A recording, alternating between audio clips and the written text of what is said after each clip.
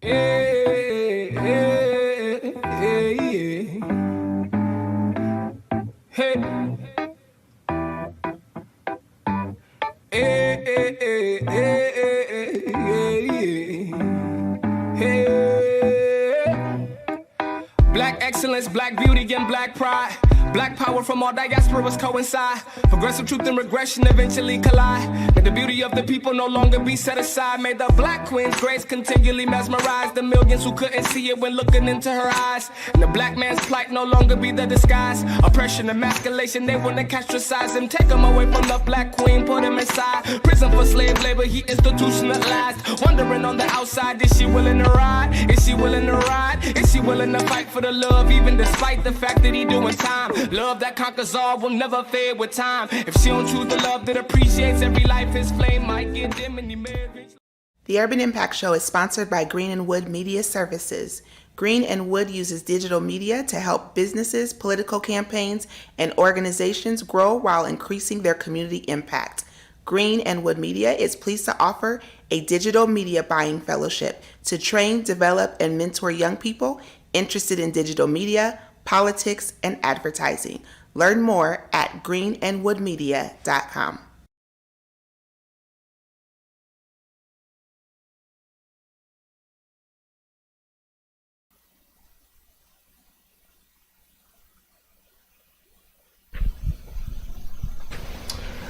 And welcome back to the Urban Impact Show. Thank you so much for watching.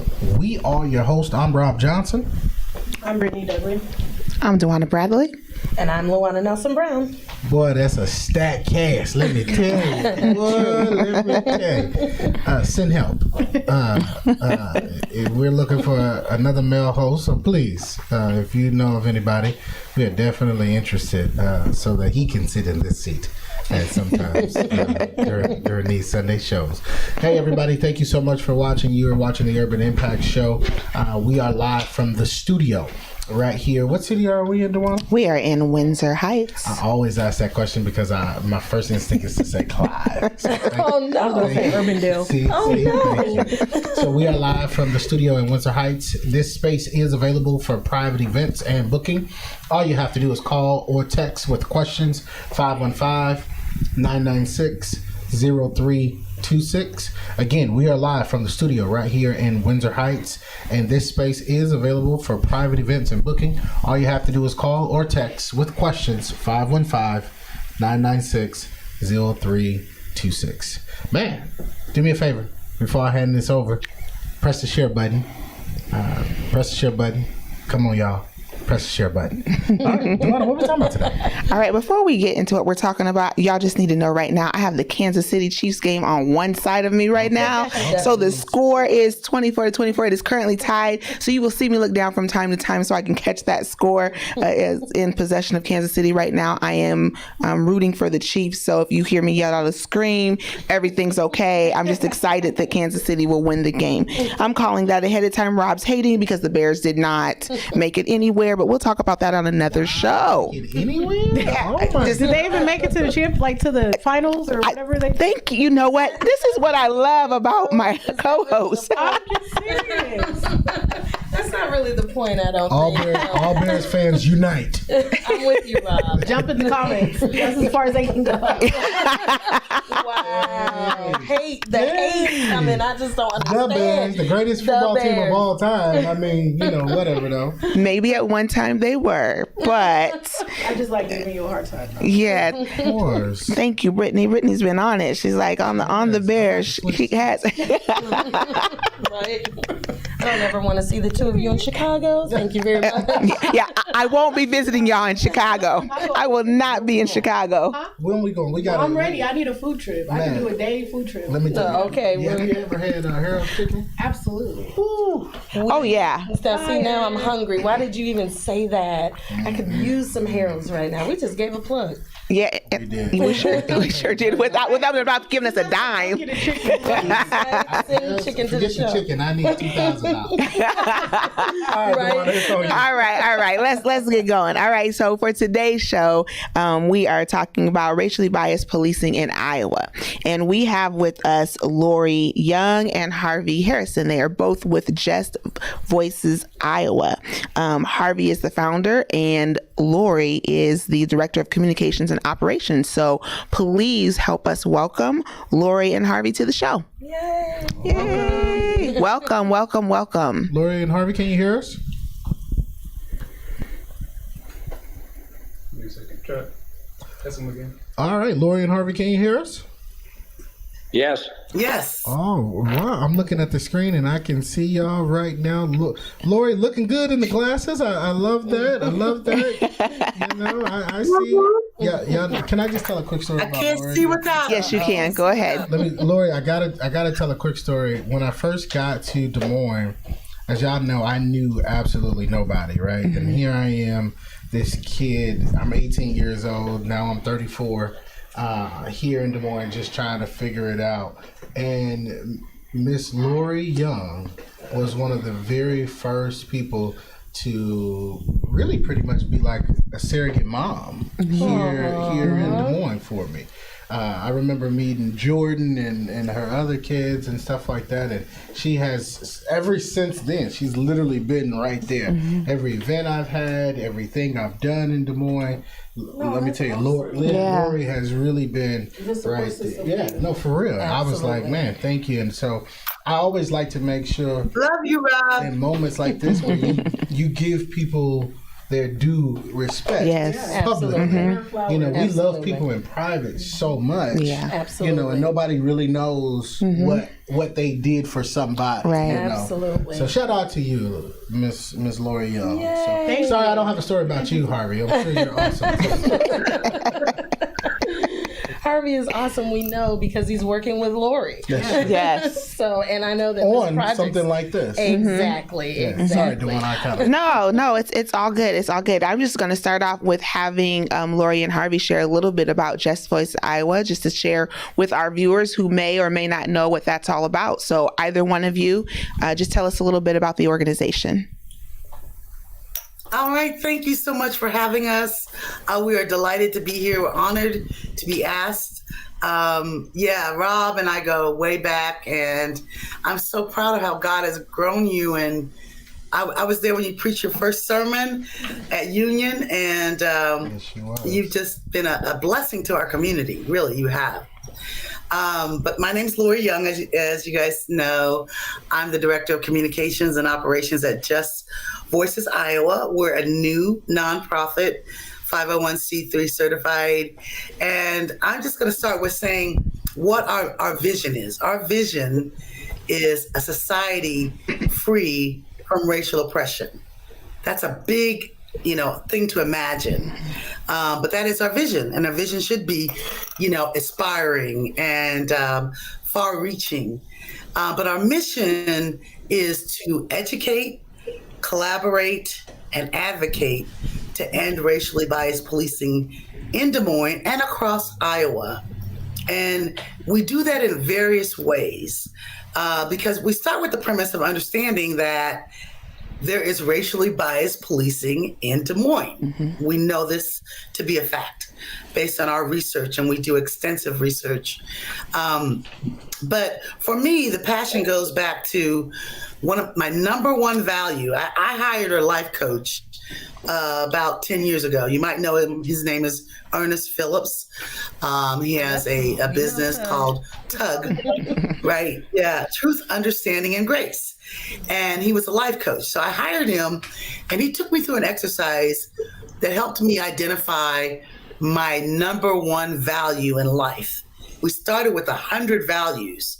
Then we had to narrow down. I had to narrow down to 50, then 20, then 10. And then what is my number one value?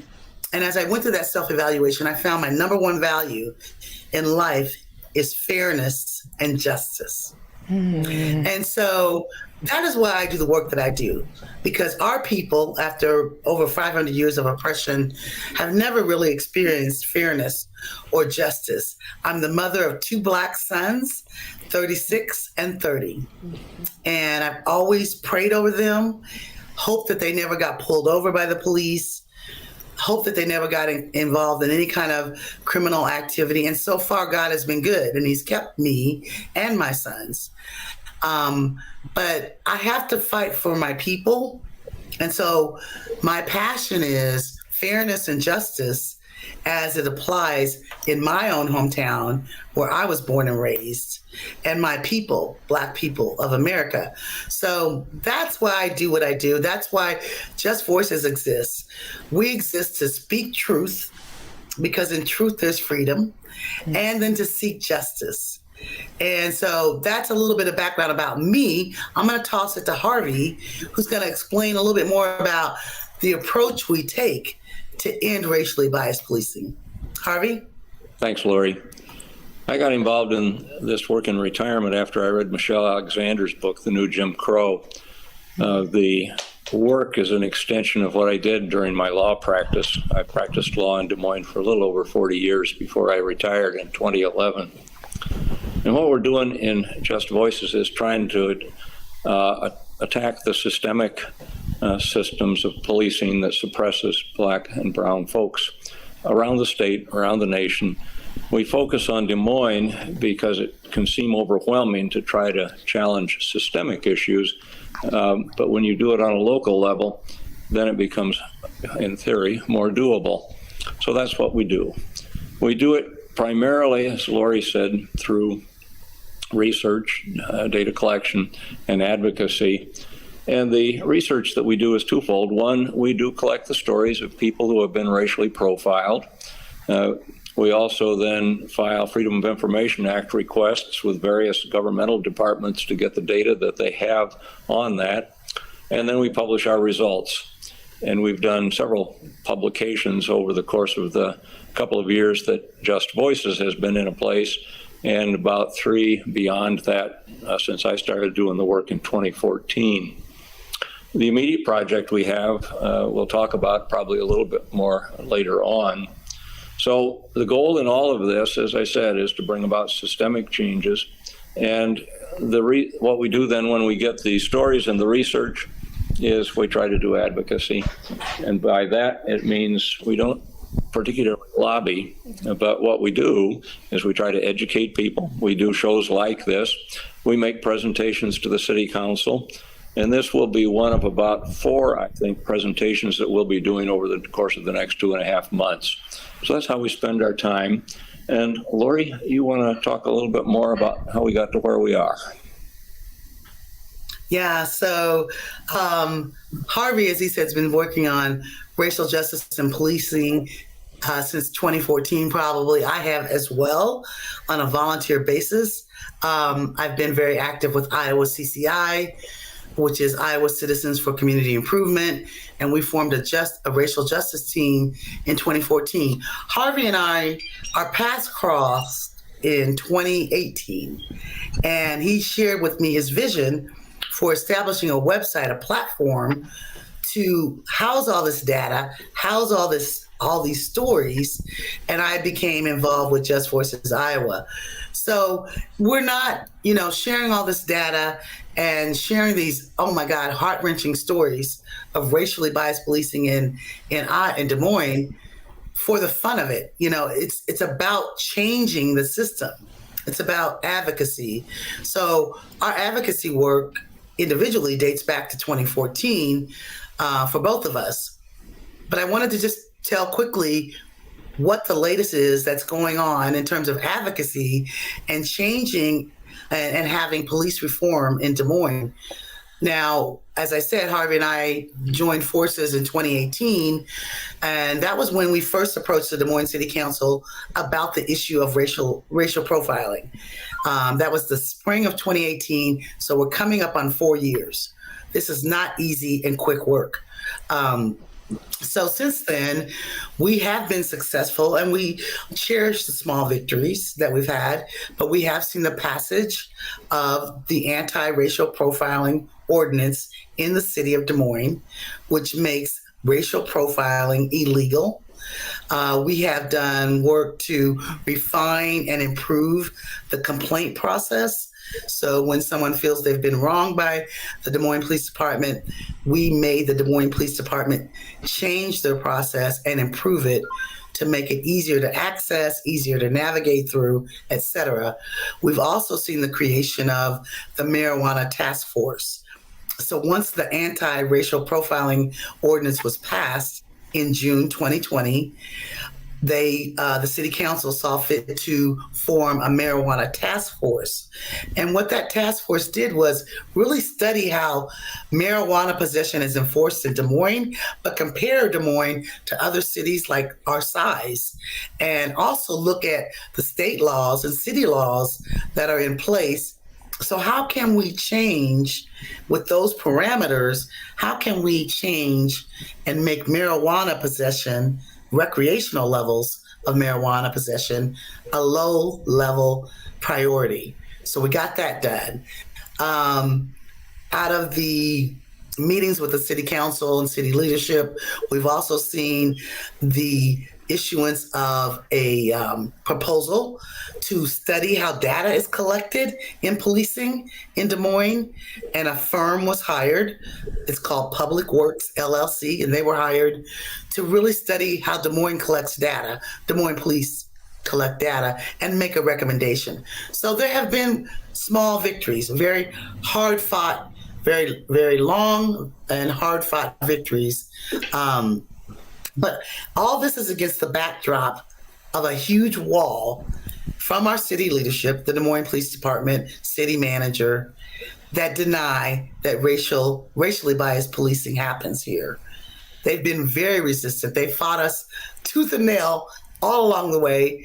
As Harvey said, we've filed multiple Freedom of Information Act requests with city government. Harvey even had to sue the city of Des Moines and won about their reluctance to share data with us. So when we saw that Indira Shoemaker was elected to the Des Moines City Council, we thought, great, this is an ally. This is a person who's willing to be vocal, who has progressive ideas on police reform, but Indira can't do it alone. And so we're glad that we're with you tonight, because we want the community to understand it takes all of us. It takes everybody to get engaged in whatever way you feel comfortable to make sure that racially biased policing ends in Des Moines and Iowa.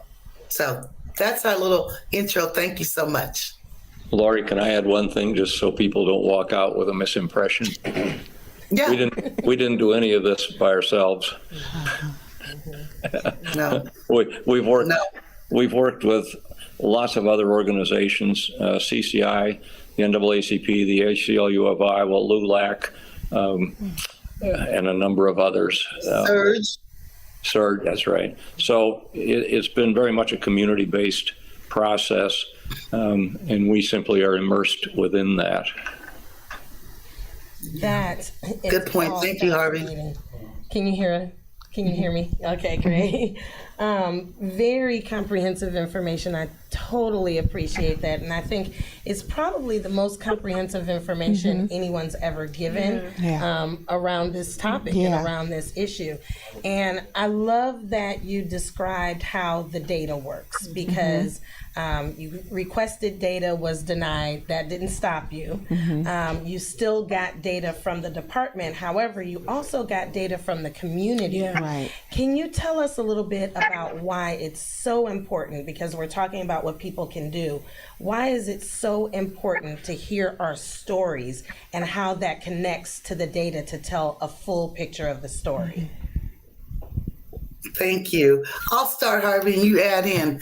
Okay. First of all, data alone, you think, you give people data, right? So data is facts, undisputable facts. I've seen the saying, data doesn't lie, but data can be manipulated. I will say that. So we knew it was like the data validated the stories, and the stories made the data real. Right. We could not just isolate data and not talk about the real trauma and the impact that racially biased policing has on black and brown lives. So that is kind of, like you said, kind of unique to what Just Voices does. It's very important to look at them both. And what we know in Des Moines is that data collection is not done right. That part. The kind of data collection, that we're doing, the Des Moines Police Department should be doing itself. Exactly. They should want to care and know enough on how their policing numbers shake out across racial lines. So we've taken that task on, and though data collection is done in Des Moines in traffic stops and policing, it is inadequate. And that is why they paid, I don't know how much they paid this consulting firm, Public Works, to come in and examine how data is collected in Des Moines and make recommendations for improvement. Yeah. Harvey, you want to add something? Sure. The cost was about $84,000. The city did not want to do this. The coalition of us that worked on this basically compelled the city to do it, and they finally conceded and did that. So this was not something they're doing voluntarily.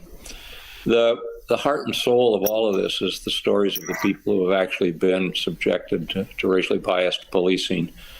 And the tricky part was when we started this work back in 2014, this true Lori and me both, and others who've been involved, we would be at meetings in black and brown communities, and you could ask people, has anybody in the room been racially profiled or had a problem with the police? And 90% of the people would stand up or raise their hands. You had that same question posed to city officials and the police, and they would consistently say, we don't have a problem with racial profiling in Des Moines. So it takes the combination of both things. And for those of you who have, I'm sure most of you have seen this, we had the luck of getting the tape of the stop by Officer Thies a few years back, I think in 2018, of Jared Clinton and Montre Little. And when you watch that, it's appalling. These two youngsters had not done anything. They were pulled over. And they were pulled over 30 minutes after police had stopped a car with white people in it going on the wrong way on a one-way street and just told him to go ahead and go. And so he stops two young black men who were out having a good evening. And when you watch that video... Hey, Harvey, can you shift a little bit so we can hear you better with your microphone? Sure. Does that help if I get up closer? Yep, there we go. Beautiful. Thank you. Yep. Sorry. Thanks. So if you watch the video, what you're going to see is you're going to see a Des Moines police officer doing an investigative stop and literally tearing a car apart, finding nothing because these two kids weren't doing anything except being out enjoying themselves. And then one of the most chilling pieces of the whole video, which had 13 million hits when we posted it, by the way, was that at the end of it, Thies gets in and says to his partner, "What did I miss?" In other words, he stopped these two young men because of the color of their skin, and they were out on an evening in a park for no reason, believing in his heart, apparently, that he was going to be able to find some criminal conduct on the part of these two. And that's the kind of thing we've got to overcome. And it takes the combination of both the stories and the data in conjunction. And even with that, as Lori pointed out so clearly, we've been stonewalled by public officials at every step of the way. The police chief wouldn't meet with us for about 4 years. We're finally going to have a meeting with him sometime in February. The city manager got to the same place where he wouldn't meet with us at all. And all of that's changed with Indira's election. Go figure. Hey, Harvey. Yeah. So I have a question.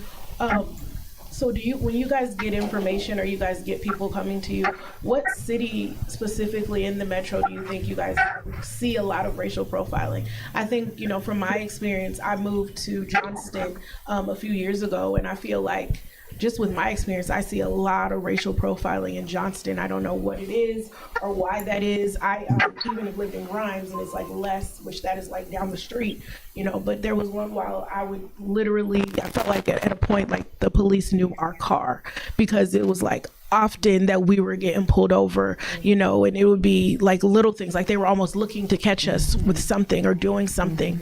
So in my experience, you know, in the metro area, I feel like there's a lot of racial profiling in Johnston. But from your opinion, or from what you guys see, can you tell us like what you know, what city in the metro you guys get a lot of, I guess, you know, people contact you about racial profiling? Sure. May I start, Lori? You want me to start? Yeah, go ahead. I think my opinion is you pick any city, okay? We picked Des Moines because in 2016, we had a piece of legislation to ban racial profiling that had been prepared over the course of the summer of 2015, submitted it to the Iowa legislature with a democratically controlled Senate at that point, by the way. And the chair of the democratically controlled Judiciary Committee wouldn't even bring the bill up for discussion.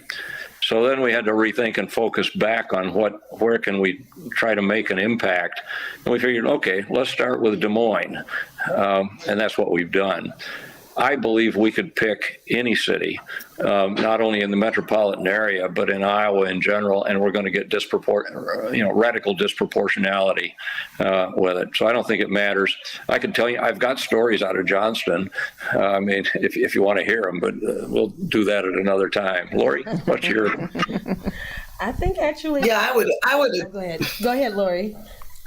I was just gonna say I would agree with Harvey. You know, we've gotten and heard stories from Ankeny, Waukee, Windsor Heights, West Des Moines. Yep. One of our most popular stories on our website is the story of Keelan Hill, and that happened in West Des Moines. So it's everywhere.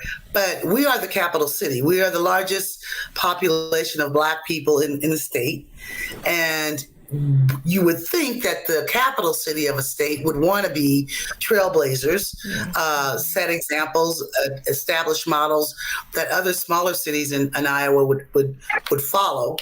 But so we confine, we want to hear all the stories, and we have heard stories, but we're focused really in on Des Moines, but we are starting to make headway and have conversations with other cities who are interested in the work that Just Voices does and how it can be replicated in their city, like Cedar Rapids, Iowa City, and others. I want to add one other thing to it, Lori, which is the other piece of it is simply a matter of resources. Right now, we simply wouldn't have the people power within Just Voices to do more than one at a time. It'd be really great if we can figure out a way to monetize an expansion. I would love to be able to set up a project in Waterloo, for example. And it would be a place where we would have support with CCI because they've got active engagement there. ACLU and the NAACP have access in it. But at the moment, until we can actually get the needle moved a little further than we have in Des Moines, we're probably going to stay put where we are. I absolutely love that idea. You just said that and I got goosebumps. Expanding. And I think that's something that we should call out to our viewers to start to put our heads and funds together to start expanding, because the work that you've uncovered has been so instrumental. And one of the things personally, ask what? I'm sorry. I'm sorry. One of the things personally that really strikes me is how you all are able to connect stories and people's lived experiences to policies, either policies that are missing, like the ban on racial profiling, that was a policy that was missing, and policies that exist that are harmful, like the Pretextual Stop policies, right? And I think that's really the piece that so many miss, is that we understand the feelings and what's happening, but how do we connect it to policy? Can you talk a little bit more about that piece?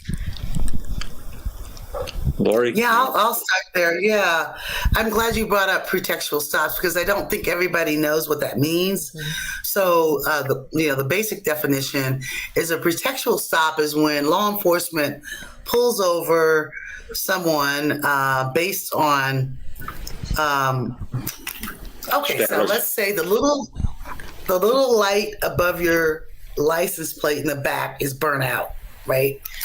And technically that is a vehicle infraction. So they pull you over because that's the reason. Oh, your license plate light is burnt out. But what they're really after is a reason to fish for bigger, larger offenses like drug possession or illegal weapon possession. So it's a whole ruse in trying to do an investigative search on your vehicle. They don't really care about the license plate light being burnt out. They're looking for something bigger. And what happens a lot of times in Des Moines and other cities is they let the person go. They pull them over for this little infraction. Your tail light's not working. You've got a cracked windshield. And when they can't find anything bigger, they let you go. In Des Moines, there's no record of that stop ever happening because if a citation or ticket is not issued or a person's not arrested, it's like the stop never happened. And we know those kind of stops happen a lot of times. So it's important for people to understand that these kind of behaviors are really tied. We need policy changes to make these kind of things illegal.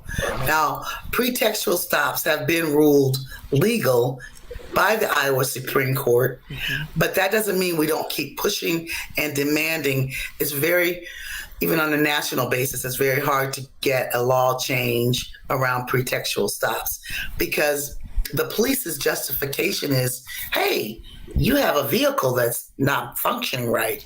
You've got a burnt tail light out. You've got a burnt out tail light. We have a right to stop you for that. But the truth of the matter is they're really looking for bigger offenses and a reason to search your car. Right, absolutely. And of course, the racial bias plays into that. It's at the root of everything that we're talking about, right? Because our communities are over policed. And this is why what you all are doing is the reason that I don't do implicit bias trainings anymore. It's important for us to understand implicit bias, but if we stop there, we would miss the stories, we would miss the connection to policy. And so it takes all of those things together to get us to solutions. And I just love what we're doing. I want to toss it over. Well, before we toss it over and ask a question, we're going to take a quick break, and then we're going to talk more to Lori and Harvey and the great work that they're doing, learn a little bit more about what they're currently doing, and I believe they also are looking for some volunteers as well. So we will talk about that after our break. Thank you for joining us with Urban Impact Show. The Urban Impact Show is sponsored by Green and Wood Media Services. Green and Wood uses digital media to help businesses, political campaigns, and organizations grow while increasing their community impact. Green and Wood Media is pleased to offer a digital media buying fellowship to train, develop, and mentor young people interested in digital media, politics, and advertising. Learn more at greenandwoodmedia.com.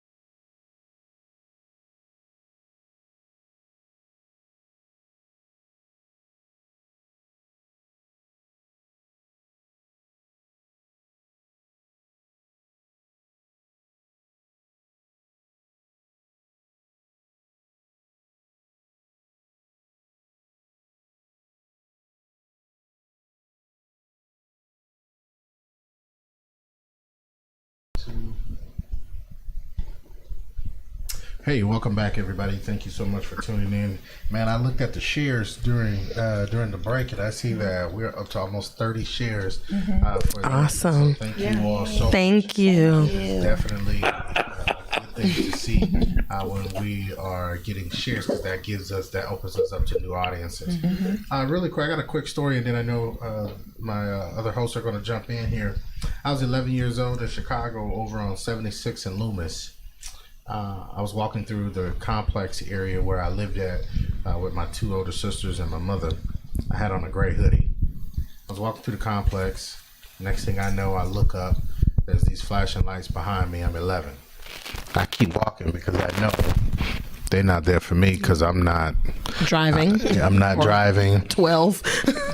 I'm not one of the neighborhood guys that they usually see. But I'm walking. They pull up on me and they draw guns out. And they say, get down on the ground, put your hands up over your head. I pause in shock, and I'm like, wait a minute. What's going on? Like, I'm really shocked at what's happening. So the next thing I know, the police gets closer with his gun drawn, and the Chicago Police Department officer says, get down on the ground now. Just you or you and your sisters? No, just me. I'm walking by myself. And all of a sudden, I find myself down on my knees at 11 years old in front of this white police officer with my hands behind my head, in a position that didn't feel right at 11. Right. The next thing I know, thanks be to God, my mother was home. My mother comes bearing through the house. She comes out of the house, and the next thing, and for those who don't know, my mother was a bulldog. She played no games. She didn't mess around. And when she spoke, you shut up and listen. By the time my mother made it out of the house, police had me in handcuffs, linked up against the hood of their vehicle, searching my pockets, pulling out my bus card and my student ID and stuff like that, at 11. And by the time my mother was done yelling at them, our entire neighborhood complex had surrounded the police. Wow. It got so bad that they redrew their guns and called for backup. Wow. And the next thing I know, you had all of the neighborhood old ladies outside with bats and brooms. You had the neighborhood, boys right there ready to square up with the police. You had our entire complex had pretty much descended. If you don't believe me, ask my sister Chrissy about this. She'll tell you the story. Our entire complex had descended on the police. And one of the known gang leaders that was in our neighborhood, he looks at the police and he says, he ain't one of us. Wow. He don't do what we do. Y'all know us. Right. Why y'all messing with him? And the police looks at this man and he tells him, you're all one of them. Wow. Wow. Our reality. And so for those two things, for those who think that they may be better than somebody else in your neighborhood, you're not. And for those who don't believe that racial profiling exists, it does. It's real. I was 11 years old, and it changed my perspective on police from that day forward. Yeah. I never looked at police officers the same ever again. And one last story. I'm in Johnston. I used to live out there. And Johnston Police, y'all got a lot of work that y'all need to do. Yes. And y'all can quote me on that. You can tell them Rob said it. Y'all got a lot of work. This police officer pulls me over in Johnston. I'm going the speed limit because I know that if you don't go 30 to 35 on Merle Hay Road or on 86th Street, they're going to try to get you. It's true. So I'm going the speed limit knowing that these police officers target black people. It's the truth. Whether you believe it or not, these people are human and they have human biases. They targeted me. I got pulled over. And it was funny because the guy says, well, your tail light was out. I said, that's interesting, because if my tail light is out, then that means that I need to drive back to AutoZone. I reached over to the side of my to the passenger seat, and I pulled up the receipt in the box that I had just bought the tail light that was just replaced. Right. Go to. And I said, and I said to him, I said, well, if that's the case, then AutoZone owes me some money. Right. Because my tail light can't be out. So I said, let's do this. Officer, you get in my car and press the brake light so I can go see which tail light it is. So in order to keep up with his phony facade BS, I almost said something else, but I know y'all would have had a whole cow if I would have said what I really wanted to say. He gets in the car, presses the brake light, and I say, which one was out? Right. He says it was the one in the middle. I said, are you sure? Right. So then he gets out of the car. He says, well, I wouldn't pull you over for nothing. I said, You just did. But here's what bothers me the most. So I said to this man, well, I don't believe that you did, but for some reason I'm pulled over. And we have to talk like this in order for us to not be perceived as aggressive or as a threat to somebody who has the power and the liberty to take our civil liberties or to even take our lives. Right. And so now I got to be nice to this man who is clearly racial profiling me. And our lawyers and our attorneys, their first words is to, let them do what they gonna do to you. And then we'll fight them in court.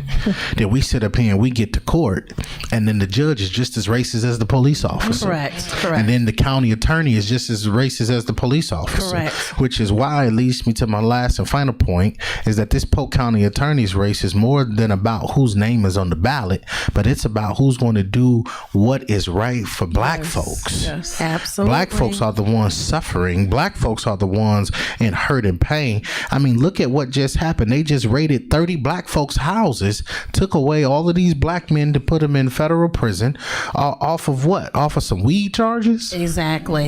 And that's a regular. Looking for some bull. occurrence. And so, yes, this is absolutely problematic. Yeah, So I'm going to say this and hand it back over and go back to being quiet on this, because if not, I'm going to start cussing. Real quick, as you were telling your story, it just occurred to me, and I don't even know if you remember this, Rob, but in 2020, you and I responded in Johnston to an 11-year-old black boy We did. who went through the exact same experience you went through in Chicago. And they told him, don't tell his mama. Sure did. And parents were not present, Yep. and they told him not to tell his They parents. told him, don't tell his The mama. police? Yeah, Yes. the police told him, don't tell your mother.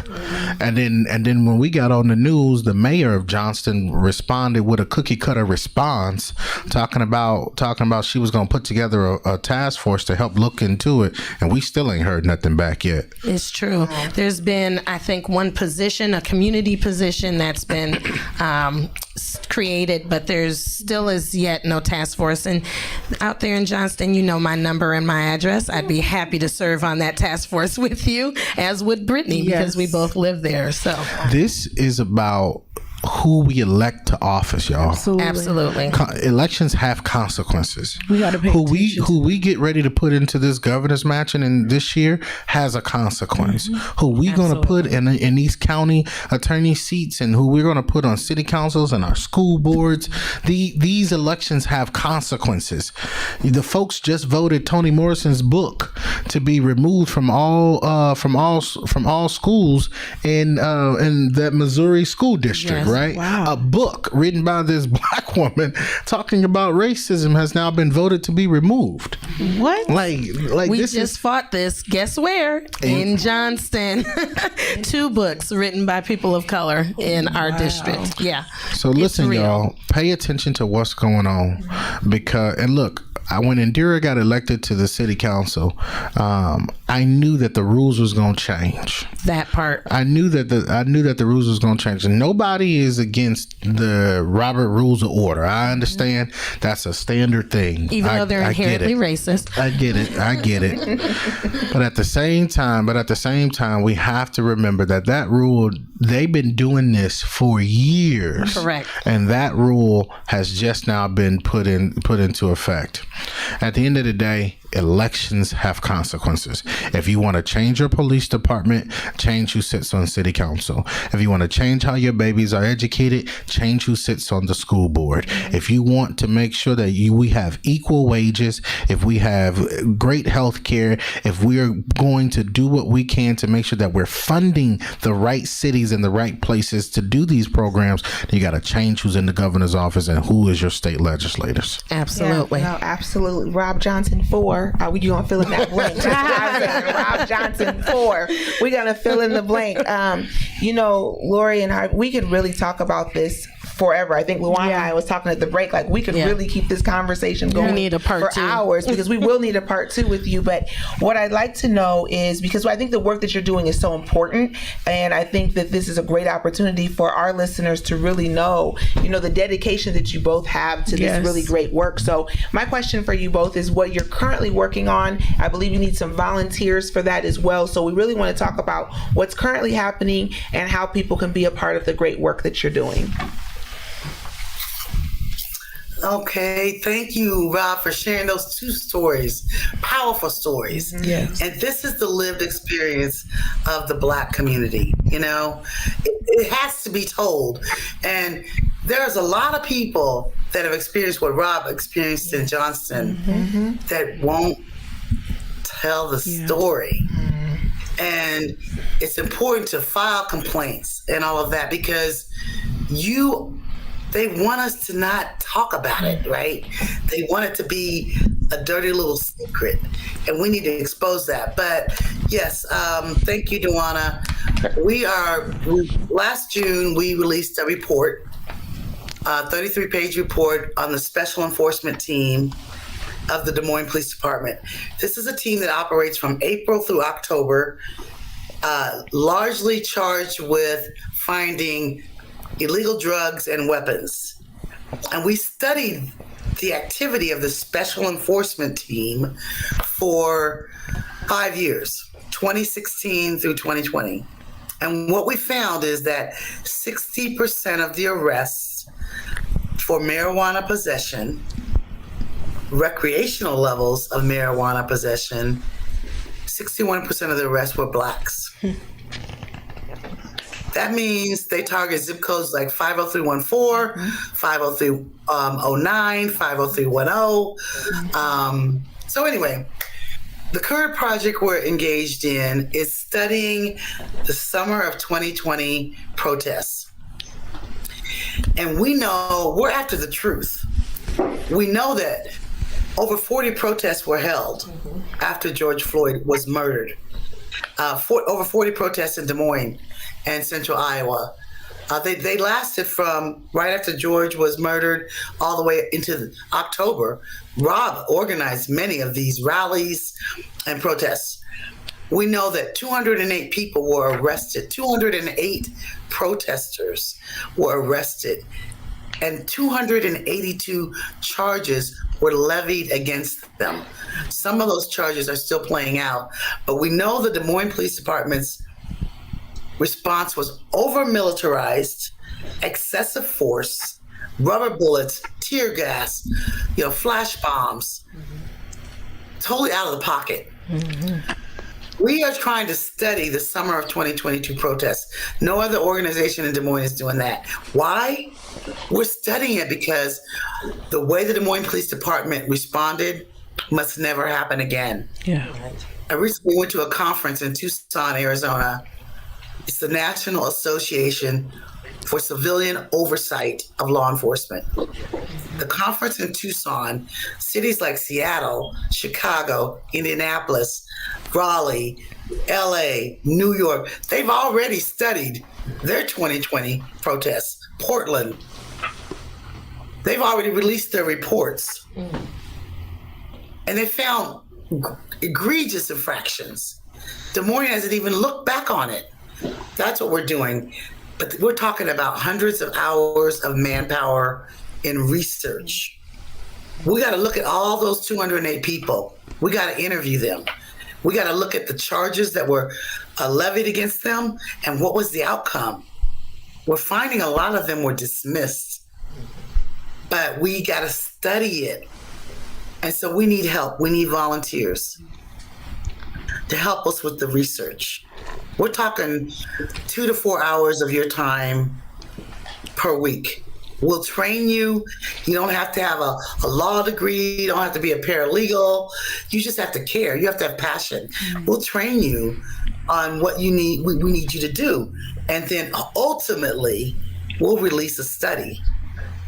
And so we're asking people tonight through your program, thank you for the opportunity to not only volunteer with us and help us with the research, but share your story. If you went to a protest, if you were part of a protest, tell us what you witnessed, how you were treated. And then we need people to give money, because to fund this work, it's not easy. We're existing on private donations only. True. And it's not enough. So thank you. Thank you, Lori, for that. A quick question just for our viewers. One thing, if you guys are listening and this is something that you want to be a part of, or this is interesting to you, feel free to reach out to them and, volunteer, help with the great work that they're doing. But one question, for our community, if you are going through like racial profiling, you feel like you've been racially profiled by the police, what are some steps that they need to take to contact you guys, or to get you to look into this, or things that they should be doing to get you guys to look into this, or help them? If you can walk us through Harvey? Thank you. That's a good question. Well, we have the information on how to find the Just Voices. We've got, I believe, the Facebook page. We've got an email address. I don't mind if people call me directly, and I think the phone numbers are in there as well. So what we'll do, if you believe that you have been racially profiled, the first thing we do would be to talk with you.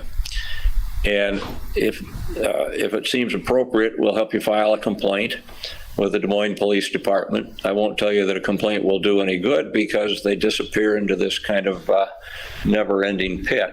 But nonetheless, we file the complaints because as a part of the process, we want to accumulate as many as possible. The police used to say none were filed. Second thing is, if the violation is egregious enough, we have attorneys that we work with who will in fact assist in filing litigation against the City of Des Moines and the Des Moines Police Department. I mean, that's what happened with Jared Clinton and Montre Little. It was an illegal stop, and that ended up in litigation and compensation. And we want to follow it, because a part of what we know at this point is that the stop itself causes trauma, but we also know that trauma becomes a post-traumatic stress issue as well. Correct. So we're interested in making sure that the story continues beyond the instant stop, and also then talks about the impact of it on the lives of the people who are impacted by this. And that is a huge part of what we have discovered in the work that we're being doing. So there's at least 3 things that we deal with.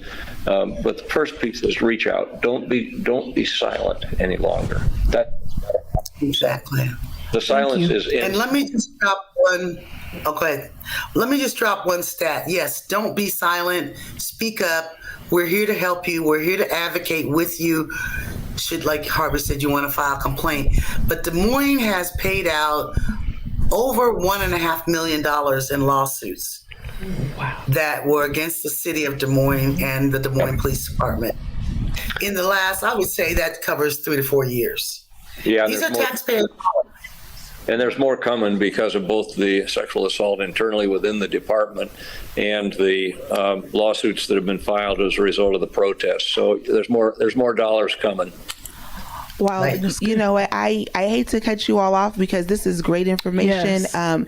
We definitely need to have a part 2. I feel like we never have enough time. Yeah, we never have enough time to talk about these really important issues. Yeah. So Harvey and Lori, I want to thank you really for talking to our audience about the great work that you're doing. Thank you. We will have a part 2 to this conversation, I can guarantee you. For those of you that are listening, I just want to share their website. It's justvoicesia.org. Again, that's justvoicesia.org. UIA.org.